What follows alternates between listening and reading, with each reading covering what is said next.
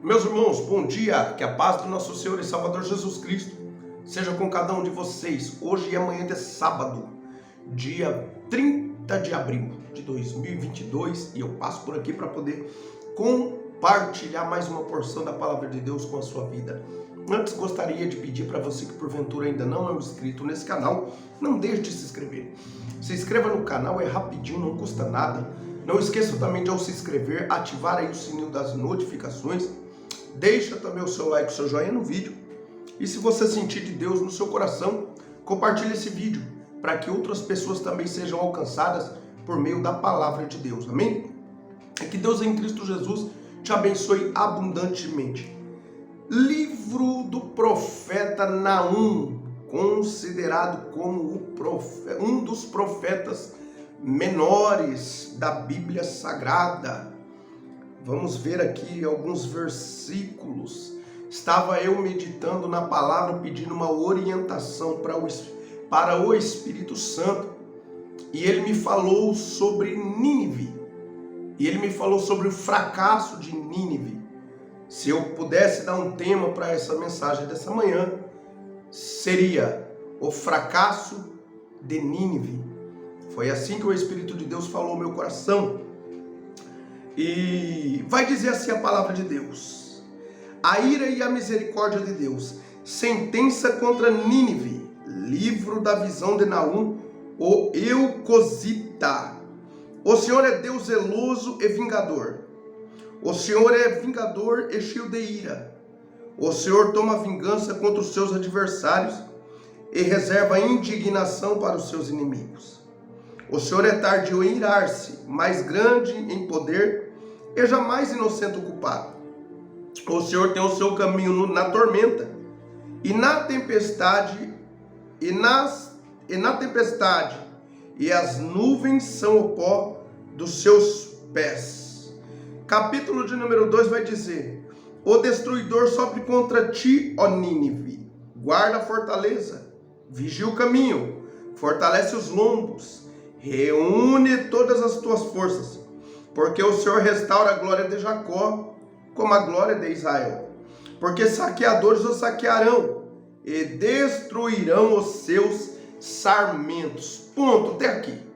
Até aqui, louvado seja o nome santo do Senhor, pela sua santa e poderosa palavra. Se a gente pega aqui o contexto do capítulo 1, a gente vai ver a majestade de Deus. Eu já li aqui, já li todo o livro, né? Estava aqui meditando, ali estudando aqui o contexto da palavra de Deus. Naum, aqui o nome Naum, eu falei aqui tido como um dos profetas menores, que a gente sabe que tem os profetas maiores, tido como Isaías, Daniel, Jeremias, Ezequiel, mas não porque eles eram maiores em relação à sua vida diante de Deus, não. Quando a Bíblia fala sobre profetas maiores e profetas menores, é que os profetas maiores como Isaías, Jeremias, Ezequiel e Daniel foram responsáveis por escrever livros maiores, né? Maiores, mais volumosos. Agora os profetas menores como Naum foi profetas também cheio do Espírito de Deus, levantado em ocasiões específicas por Deus para profetizar mensagens de juízo e de arrependimento. E na verdade, porém, eles escreveram livros de conteúdo menores, como é o caso aqui, que a gente acompanha 3 capítulos somente no livro de Naum. E a gente pega Isaías, a gente vê 66 capítulos. Então é nesse sentido que é considerado como um profeta menor, não na questão da sua vida espiritual diante da presença de Deus, de nenhuma maneira. Pouca coisa se sabe sobre o profeta Naum aqui. Se sabe aqui, que ele é Eucosita, né? Eucosita aqui é que ele era, eu coloquei aqui, né? O nome dele, primeiramente, significa cheio de consolação.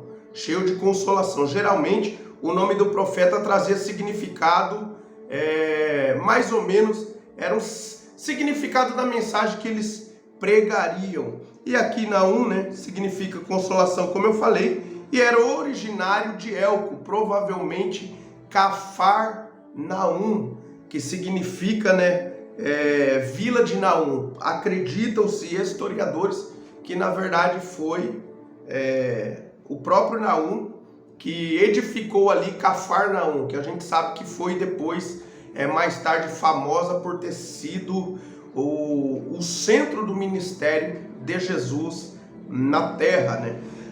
Esse Naum, ele profetizou aproximadamente, Jonas profetizou para Nínive misericórdia no ano cerca de 730 a.C. Naum começa aqui provavelmente a profetizar cerca de 630. Então há uma distância entre os dois, antes de Cristo, há uma distância de aproximadamente 150 anos entre os dois. O livro aqui de Naum, é datado no ano de 663 a.C., né? Aproximadamente a 612. Foi dentro desses anos, entre esses anos, que é datado o livro de Naum. Até porque no versículo do capítulo 3, versículo 8, fala: és tu melhor do que Noamon? Noamon havia sido destruída, né, no ano de 663. Por isso que os estudiosos da Bíblia Sagrada pegam o ano de 663 e data dali a aproximadamente 612, que foi quando Nínive foi destruída. E essa mensagem aqui que Naum prega sobre juízo de Deus sobre Nínive vem oposto à mensagem que Jonas havia pregado há mais de 100 anos antes, né? Há mais de cento e pouquinho anos antes. E na verdade vem oposto. Jonas pregou misericórdia sobre Nínive, e agora Naum está pregando um juízo. Só que essas palavras aqui que Naum está pregando servia de consolação para Judá, que pertencia para o reino do sul, que na verdade foi o qual Nínive, que era a maior cidade da Assíria, né, do reinado da Assíria, tentou no ano 701 também uma investida contra Jerusalém, contra Judá, porém eles não tiveram êxito.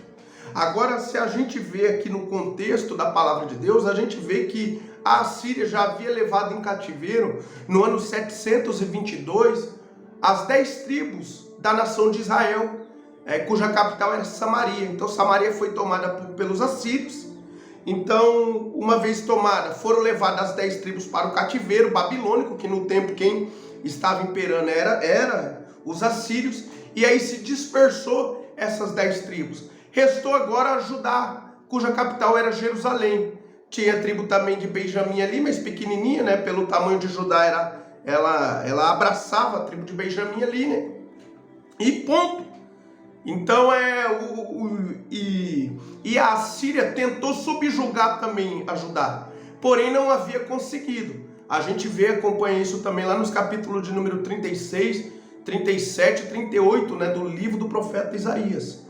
A gente vê lá a história, o cerco que a Assíria fez contra Judá, porém eles não conseguiram o êxito, né?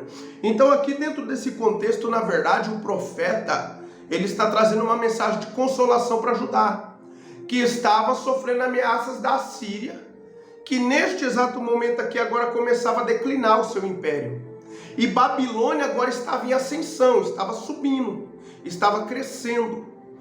E aqui eu só estou falando um pouco do contexto histórico para você entender o cenário que essa mensagem do profeta Naum estava profetizando aqui.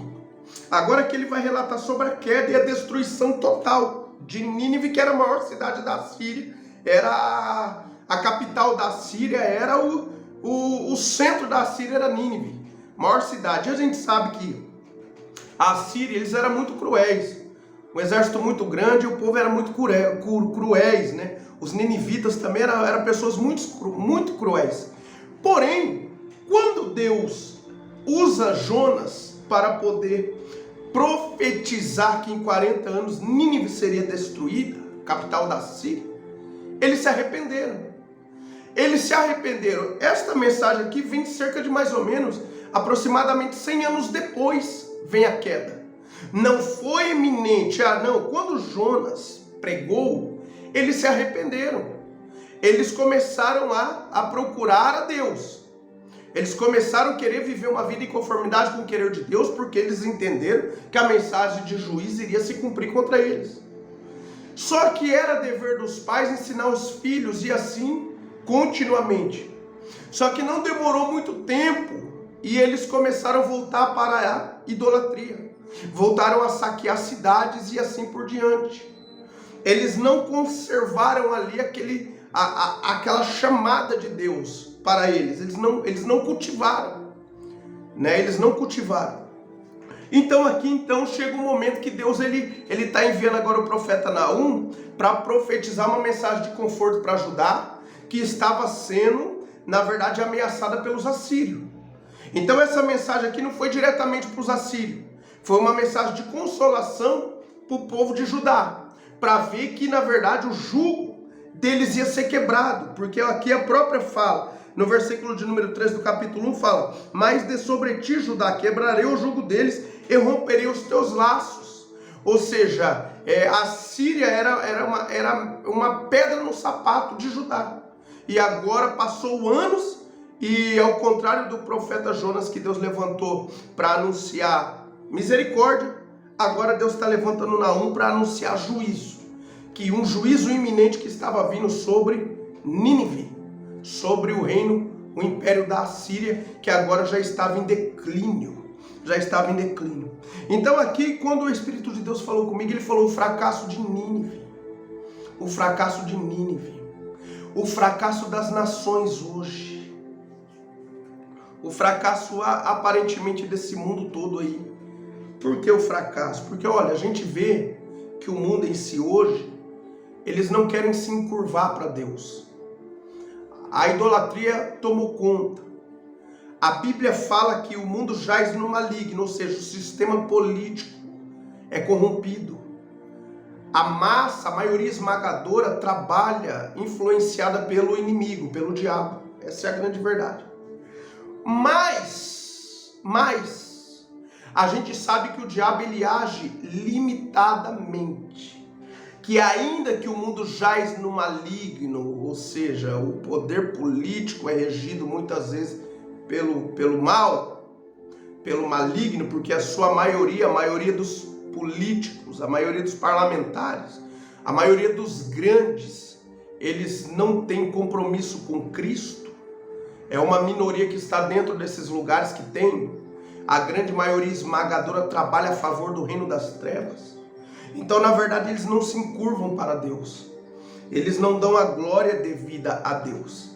E a gente bem sabe que o diabo ele trabalha limitadamente, porque quem manda em tudo é Deus. Os reinos do mundo pertencem a Deus, é Ele que reina. O diabo trabalha limitadamente. Então aqui a gente sabe que na verdade há um juízo de Deus sobre o mundo, há um juízo iminente vindo a caminho, porque na verdade a maioria em si não querem dar glória a Deus. E quem governa tudo é Deus, quem manda e desmanda é Deus. Essa é a grande verdade. Israel foi levado para o cativeiro pelos assírios porque foi uma permissão de Deus. Deus ele está sempre no poder e no controle de tudo, sempre. Acima do diabo que acha que pode alguma coisa, está Deus regendo o mundo e todas as coisas. Ele faz do jeito que ele quer.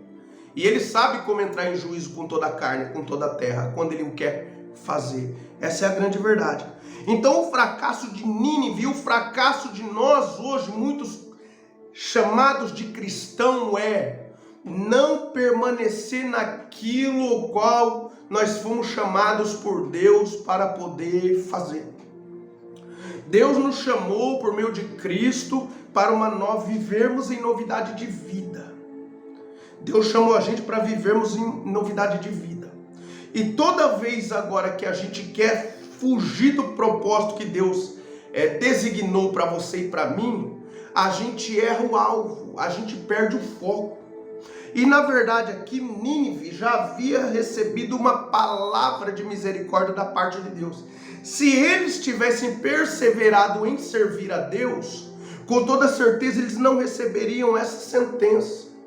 Então aqui, por que eu vou falar de Nínive? Porque, na verdade, eles eram cotados como filhos de Deus, não, mas a misericórdia de Deus chegou até eles. Nós também, pela Bíblia, não éramos tidos como filhos de Deus, porque a Bíblia mesmo vai mencionar que a salvação ela veio dos judeus. A salvação veio dos judeus. Como o judeu rejeitou essa tão maravilhosa graça, o evangelho se estendeu até nós. Mas a gente bem sabe que tudo isso também foi um trabalhar de Deus, porque Abraão, quando foi chamado por Deus, ele também não era hebreu, ele era da terra de Ur, dos caldeus, um gentil perante a Bíblia Sagrada. E Deus, já sabendo que alcançaria as nações, diz a Bíblia, que pré-anunciou o evangelho a Abrão. Ou seja, indo um pouco mais adiante na Bíblia, no tempo de Moisés, quando chega o tempo de Deus tirar o povo de Israel do Egito, a gente bem sabe que havia um populacho lá, pessoas estrangeiras, que quando viu a manifestação dos sinais de Deus sobre o Egito, que foi por meio das pragas, o que eles fizeram? Eles correram juntamente com o povo hebreu para sair juntamente com eles. Eles pegaram o embalo e falaram: eu vou correr com esse Deus aí, o Deus desse povo hebreu aí, porque olha só o que ele fez, o que ele está fazendo com os deuses do Egito.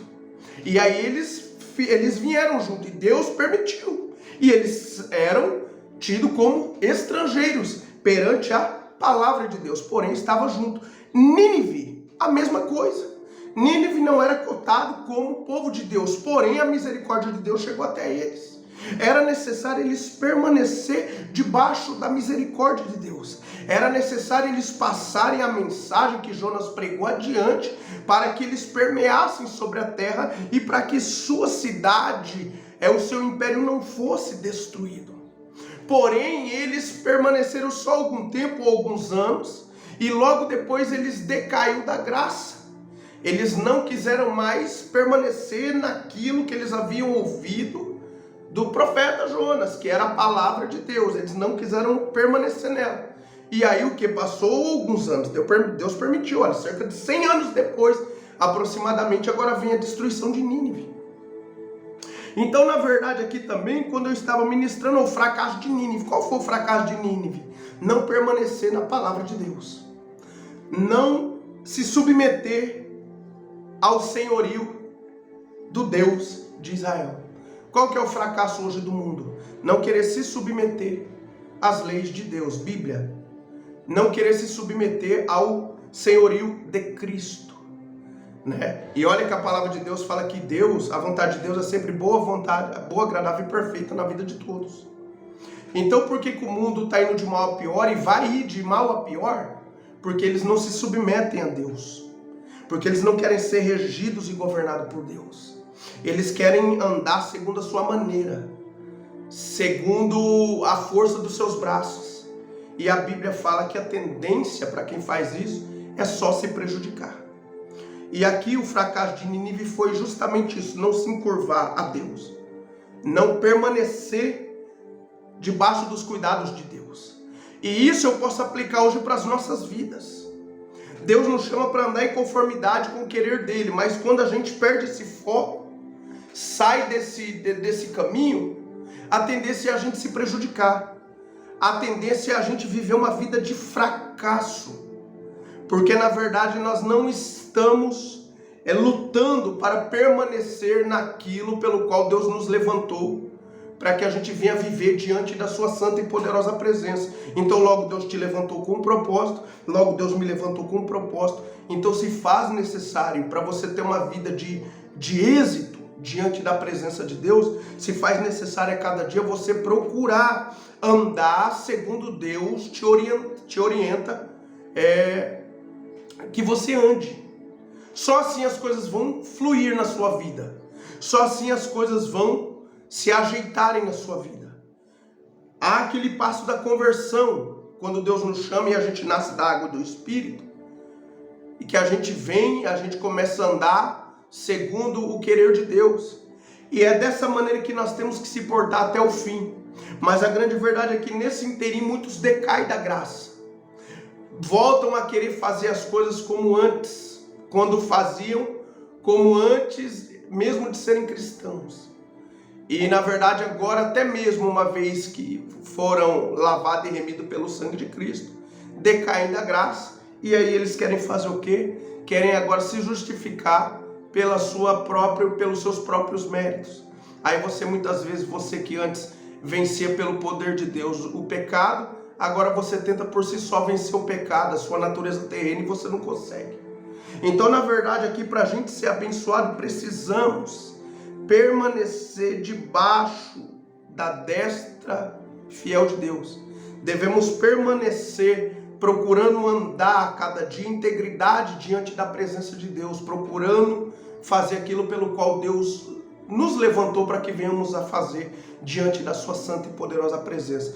Torna a repetir, o fracasso de Nínive foi sair da direção de Deus, foi sair das palavras que Deus havia liberado para aquela cidade por meio da pregação de Jonas. O fracasso de muitos cristãos hoje é também não perseverar em fazer a vontade de Deus. Aí para de fazer a vontade de Deus, começa a andar como quer, aí já não quer mais orar, não quer mais ler a Bíblia, não quer mais jejuar, e aí começa a vir um declínio espiritual, e posteriormente já está vivendo na carnalidade novamente. E o que acontece? Acaba não tendo êxito na sua caminhada. Então, meu irmão, quer ter êxito na caminhada? Permaneça debaixo da graça de Cristo, permaneça andando sobre a influência do Espírito Santo, que você vai se dar bem. As coisas vão acontecer, o nome de Deus vai ser glorificado, você pode ter certeza disso, amém? Foi bastante meu tempo aqui, mas era necessária a palavra que Deus colocou no meu coração, e receba ela em nome do Senhor Jesus. Fracasso de Nínive saiu da vontade de Deus, não quis permanecer na palavra de Deus. Fracasso nosso hoje é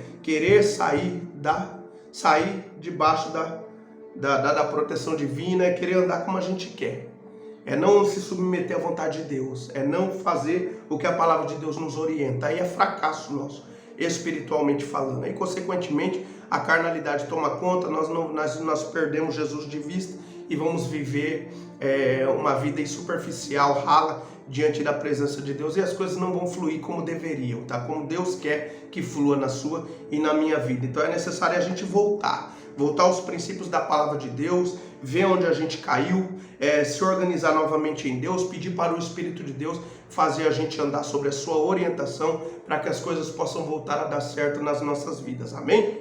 Louvado seja o nome santo do Senhor. Curva sua cabeça, feche seus olhos. Quero orar pela sua vida nessa manhã. Senhor, nosso Deus e nosso Pai, é em nome do seu amado e poderoso Filho, o Senhor Jesus, que eu me coloco diante da tua santa e poderosa presença. Quero orar pela vida do teu filho e da tua filha que chegou até esse vídeo. Muito obrigado pela tua palavra, Senhor. E eu te peço ao mesmo tempo, grava ela na tábua dos nossos corações, Senhor. Nos faça compreender a cada dia que o nosso maior fracasso é deixar, Senhor, de andar segundo a tua palavra, segundo a tua orientação. Pai amado, nos ajude a andarmos, Senhor, sempre direcionados pelo teu Espírito Santo. Nos ajude, meu Pai. A tua palavra diz que aqueles que são guiados pelo Espírito de Deus são filhos de Deus. Pai, então nos ajude a cada dia a sermos guiados pelo teu Espírito Santo, para que possamos então, Senhor, vencermos a carne, vencer o pecado, Senhor, vencer tudo aquilo que quer nos afastar, Senhor, do centro da sua vontade. Nos ajude, meu Pai, a permanecermos em pés na tua presença. Nos ajude, Senhor, a seguirmos adiante, meu Pai, olhando para o alto, olhando para cima, olhando para Ti, meu Pai, que é quem nos tem dado vida, Senhor. Pai amado, abençoe os teus filhos de uma maneira especial, abençoe cada família aqui representada, supre cada uma das suas necessidades, meu Pai, e que a tua boa mão permaneça estendida sobre nossas vidas, meu Pai, por onde quer que andarmos. Assim eu oro nesta hora, crendo no milagre, crendo na resposta, e desde já te agradecendo por tudo, em nome do Senhor Jesus. Amém. Louvado seja Deus. Meu irmão e minha irmã, que Deus abençoe a sua vida abundantemente. Amanhã, se Deus permitir, estarei aqui com mais um vídeo, com mais uma porção da palavra de Deus para compartilhar com o seu coração. Fiquem todos com Deus. A paz do Senhor.